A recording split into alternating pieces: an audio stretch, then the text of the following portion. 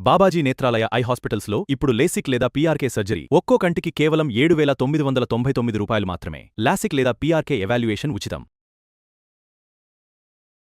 Welcome to Suman TV. So జనరల్గా onion ఉల్లి చేసే మెల్లు తల్లి కూడా చేయదు ఇలా చెప్తూ ఉంటారు. కానీ ఈ ఆనియన్స్లో ఇలాంటి ఫంగస్ ఉంటుంది, ఈ బ్లాక్ ఫంగస్, ఇది టూ డేంజర్ అని కూడా చెప్తూ ఉంటారు. చాలా మంది ఏం చేస్తారంటే అసలు సరిగా క్లీన్ చేయరు, క్లీన్ చేయకుండా ఇలానే వాడుతూ ఉంటారు. దీనివల్ల చాలా రకాల కాంప్లికేషన్సే వస్తాయి. మరి ఇది ఏంటి, దీన్ని ఎలా క్లీన్ చేసుకోవాలి, ఇది ఇలాగే తీసుకుంటే వచ్చే హెల్త్ ఇష్యూస్ ఏంటి, పూర్తి వివరాలు తెలుసుకుందాం. మనతో పాటు ప్రముఖ న్యాచురోపతి వైద్యులు డాక్టర్ జ్యోత్స్న పులిపాటి ఉన్నారు. మ్యామ్ నమస్తే అండి. నమస్తే అండి మ్యామ్, ఆనియన్ జనరల్ గా ఇది డిస్కస్ చేయాల్సిన టాపిక్. జనరల్ గా ఆనియన్ లో చాలా రకాల హెల్త్ బెనిఫిట్స్ ఉంటాయి, విటమిన్స్ ఉంటాయి, మనకు మంచి చేస్తుంది, ఎండాకాలం తీసుకుంటే చలవ చేస్తుంది, ఇలాంటివి తెలుసు. అంటే జనరల్ గా మనం మొదటి నుంచి చూస్తున్న ఆనియన్స్ అన్నిట్లో కూడా అట్లా ఉంటది కదా. ఖచ్చితంగా. సో ఈ బ్లాక్ ఏదైతే చూస్తున్నామో ఈ ఆనియన్ పైన ఇదంతా కూడా ఒక ఫంగస్ అన్నమాట.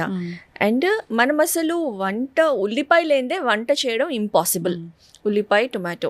సో ఉల్లిపాయ మనము అంత ఖచ్చితంగా వాడతాము. అండ్ ఉల్లిపాయ మెయిన్గా రా సలాడ్లో కూడా మనం ఉల్లిపాయ తీసుకుంటాం. పచ్చి ఉల్లిపాయ కూడా తింటారు. అవును తింటారు. చాలా మంచిది. ఇది బాడీలో ఉన్న హీట్ని లాగేస్తుంది. అసలు సమ్మర్లో అయితే గనక ఉల్లిపాయ లేనిదే మనం అసలు వంట ఉండదు. అండ్ రా ఉల్లిపాయ తింటేనే ఇమ్మీడియట్గా మనకి హీట్ అనేది తగ్గుతుంది. మజ్జిగలో చిన్న ఉల్లిపాయ ముక్కలు వేసుకొని కొంచెం మసాలా మజ్జిగలాగా తయారు చేసి తీసుకుంటాము. లేకపోతే పెరుగన్నంలో మనం రాత్రిపూటే ఫర్మెంట్ చేసి రాత్రిపూటే ఉల్లిపాయ ముక్కలు కట్ చేసి పెరుగన్నంలో పెట్టేసి పచ్చిమిరపకాయ వేసి పొద్దున్న పరగడుపున తింటాము. లేకపోతే రాగి జావ చేసినా కానివ్వండి, అందులో కూడా చిన్న ఉల్లిపాయ బిర్యానీ తింటారు, దాంతో పాటు ఉల్లిపాయ తింటారు. బిర్యానీతో పాటు ఉల్లిపాయ తింటారు. డైజెషన్కి హెల్ప్ చేస్తుంది. మంచి అసలు ఉల్లిపాయ లేనిదే మనకి ఎటువంటి కుకింగ్ ఉండదు, ఫుడ్ తినడం అనేది ఉండదు. అంత ఇంపార్టెంట్ మన ఉల్లిపాయ. అయితే మనము ఇది చూస్తూనే ఉన్నాము. ఈ ఉల్లిపాయలో ఈ నల్ల బ్లాక్ ఫంగస్ అనేది దీని పొరల పైన పొర తీస్తే కూడా పొర లోపల్లో కూడా మనకు కనిపిస్తుంది. సో ఇది ఒక చాలా డేంజరస్ ఫంగస్, ఆస్పర్జిల్లస్ అనే ఫంగస్ అన్నమాట. ఇది మనము గనక సరిగా క్లీన్ చేయకుండా, వాష్ చేయకుండా పొరపాటున తిన్నాము అని అంటే మాత్రం దీని మూలాన ఇమీడియట్గా vomitings, loose motions, digestive upset, gut health అంతా అప్సెట్ అవ్వడము. ప్లస్ లాంగ్ రన్లో ఇదే గనక తీసుకుంటే అంటే రెసిస్టెన్స్ బాగా ఉంది, ఇమీడియట్ సిమ్టమ్స్ ఇట్లాంటివి కనిపించలేదు, ఇది నథింగ్ బట్ ఫుడ్ పాయిజనింగ్కి దారితీస్తుంది. సో ఇమీడియట్గా కనిపించకపోయినా లాంగ్ రన్లో మనకి నర్వస్ సిస్టమ్ని డ్యామేజ్ చేసే అంత పవర్ఫుల్ అండ్ డేంజరస్ ఫంగస్ ఇది. ఓకే. సో మ్యామ్, జనరల్గా కూడా ఇప్పుడు ఆనియన్స్ అంటే ప్రాపర్ క్లీనింగ్ అనేది చెయ్యరు. ప్రాపర్ క్లీనింగ్ అనేది అసలు ఎలా ఉండాలి? సో ప్రాపర్ క్లీనింగ్ అని అంటే ఆనియన్స్కి ఎస్పెషల్లీ మనం ఆనియన్స్ తరగాలి అని అంటే కనీసం ఒక 10 నిమిషాలు, పావు గంట ముందు నీళ్ళల్లో నానవేయాలి. ఉల్లిపాయల్ని నానవేస్తే ఈ పొట్టు అనేది ఈజీగా వచ్చేస్తుంది. పొట్టు అనేది ఈజీగా వచ్చేస్తే ఇలా ఒకవేళ బ్లాక్ ఫంగస్ కొంచెం లైట్గా కనిపిస్తుంది అనుకోండి, ఇది మనం క్లీన్ చేసుకోగలుగుతాం. సో ఇది ఇలా అనేసి అంటే అంత ఈజీగా ఏం పోదు. సో మనం ఇది వాటర్లో లేదా ట్యాప్ కింద వాటర్లో బాగా ప్రెస్ చేసి దాన్ని క్లీన్ చేస్తేనే ఈ ఫంగస్ అనేది పోతుంది. సో ఇది చూసుకోవడం చాలా ఇంపార్టెంట్. లేకపోతే దీనిపైన ఒక ఘాటు పెట్టి ఈ పైన పొర తీసి లోపల పొరల్లో ఖచ్చితంగా లేదు కదా అని మనం చూసుకొని దీన్ని కట్ చేసుకొని వాడుకోవాలి. చాలామంది ఇళ్లలో ఏమైపోతుంది, మనం అందరం బిజీ ప్రొఫెషనల్స్. సో కుక్స్ అనేది పెట్టుకుంటాం, వంట మనుషులు ఎప్పుడైతే వంట చేస్తారో, లేదా ఈవెన్ హోటల్స్లో ఎక్కడైనా కానివ్వండి, అంటే ఎవరిని తప్పు పట్టడం అని కాదు, లార్జ్ అమౌంట్ ఆఫ్ కుకింగ్ ఉన్నప్పుడు, లార్జ్ అమౌంట్ ఆఫ్ కుకింగ్ రెస్టారెంట్స్లో కానివ్వండి, లేకపోతే హాస్టల్స్లో కానివ్వండి, ఎక్కడైతే ఎక్కువ క్వాంటిటీలో కుక్ చేయాల్సి ఉంటుందో, ప్లస్ ఆనియన్స్ కట్ చేసేటప్పుడు మన కళ్ళ నీళ్ళు వస్తాయి కదా. సో ఏదో ఇమీడియట్గా ఫటాఫటా దాన్ని చూడకుండా అలా తరిగేసి పక్కన పెట్టుకొని వాడేసుకుందాం అన్న కాన్సెప్ట్లో ఉంటారు. సో అలా కాకుండా చాలా ఇంపార్టెంట్ మనం జాగ్రత్తగా దీనిపైన ఈ బ్లాక్ ఫంగస్ అనేది లేకుండా చూసుకోవడం. ప్లస్ మనము నీళ్ళల్లో వేసినప్పుడు కొంచెం ఇంత కళ్ళుప్పు కూడా వేస్తే ఈజీగా అందులో ఉన్న మైక్రోబ్యాక్టీరియా, జర్మ్స్ అవన్నీ కూడా అట్లీస్ట్ కొంతవరకు తీయడానికి హెల్ప్ చేస్తుంది. అండ్ ఇది కూడా ఈజీగా వాష్ అవుట్ చేయడానికి హెల్ప్ చేస్తుంది అనమాట. ఆనియన్ ముక్కలు మనం చూస్తే కనుక అంతా ఈ బ్లాక్ ఫంగస్ లోపల కూడా ఉంటుంది. కాబట్టి మనకి పైన గనక చాలా ఎక్కువ మోతాదులో కనిపిస్తుంది. మోర్ దాన్ 40-50% నల్లగా అయ్యింది అంటే అలాంటివి డిస్కార్డ్ చేయడం బెటర్. ఎందుకంటే ఆల్రెడీ అది అంత ఫంగస్ పట్టేసింది. లోపల ఆనియన్ క్వాలిటీ కూడా అది మెత్తగా అయిపోయి ఉంటుంది, దాని స్మెల్ మారిపోయి ఉంటుంది. సో ఈజీగా మనకి తెలుస్తుంది. అలా కాకుండా జస్ట్ లైట్గా ఉందనుకోండి, అవి లేకుండా ఖచ్చితంగా మనకి ఉండి అంటే క్లీన్గా ఉండి దొరకడం అనేది కొంచెం కష్టము. అలా దొరికితే బెస్ట్. అలా కాకుండా కొంచెం ఫంగస్ ఉంటే మనం జాగ్రత్తగా వీటిని వాష్ చేయడం, క్లీన్ చేసి వాడడం అనేది చాలా ఇంపార్టెంట్. పచ్చుల్లిపాయలు ఎవరైతే తింటారో వాళ్ళు ఇంకా చాలా జాగ్రత్తగా తీసుకోవాలి. పచ్చి ఉల్లిపాయలు సలాడ్స్ తీసుకున్నప్పుడు, సాలెడ్స్ లో ఇంకా అసలు దాంట్లో అంతా రాగా తీసుకోవడమే కదా, రాగా తీసుకోవడమే. పైగా ఇది కనపడను కూడా కనపడదు. సలాడ్ కి మనం కట్ చేసినప్పుడు గుండ్రంగా చక్రాల్లాగా రౌండ్ కట్ చేస్తాం, దాని పైన ఉన్న పొర మనకు అసలు కనపడదు. కాబట్టి తినేటప్పుడు బెటర్ ఎప్పుడైనా మనం హోటల్స్లో సర్వ్ చేసినప్పుడు, ఎందుకంటే మనకు తెలియదు అది ఎప్పుడు కట్ చేసి పెట్టారో, దాని చుట్టూతా ఒకవేళ మనకి డౌట్ ఉంటే ఒక 2 రింగ్స్ తీసేసి లోపలిది తినడం బెటర్. చక్కగా చెప్పారు మ్యామ్. జనరల్గానే ఇప్పుడు ఆనియన్ ఇది బాడీలో హీట్ని తగ్గిస్తుందా? అవును. సో రాగా తీసుకుంటే మంచిదా, ఏదైనా కర్రీస్తో కలిపి తీసుకుంటే మంచిదా? యాక్చువల్లీ హీట్ని తగ్గించడానికి ఆనియన్ రాగా తీసుకుంటేనే బెస్ట్. ఎందుకంటే అందులో ఉన్న సల్ఫర్ కానివ్వండి, అందులో ఉన్న ప్రాపర్టీస్ కానివ్వండి, బాడీలో ఉన్న హీట్ని అబ్జార్బ్ చేసేసి ఇమీడియట్లీ టెంపరేచర్ని ఒక ఫ్యూ డిగ్రీస్ అనేది తగ్గించేస్తుంది అనమాట. కాబట్టి దీన్ని రాగా తీసుకోవడమే బెటర్.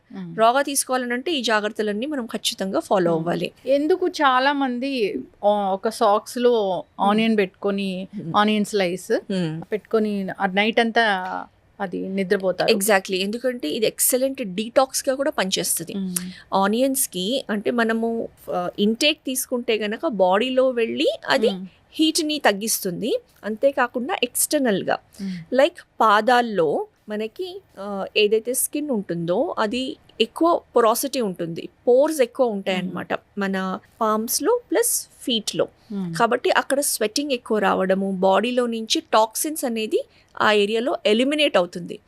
ఎప్పుడైతే మనం ఈ ఆనియన్ పెట్టుకొని సాక్స్ వేసుకొని పడుకున్నారు అని అంటే ఇది లోపల బాడీలో ఉన్న టాక్సిన్స్ అన్నిటినీ కూడా అబ్జార్బ్ చేసేస్తుంది. పొద్దున్న లేచిన తర్వాత ఆనియన్ని తీసేస్తే సరిపోతుంది.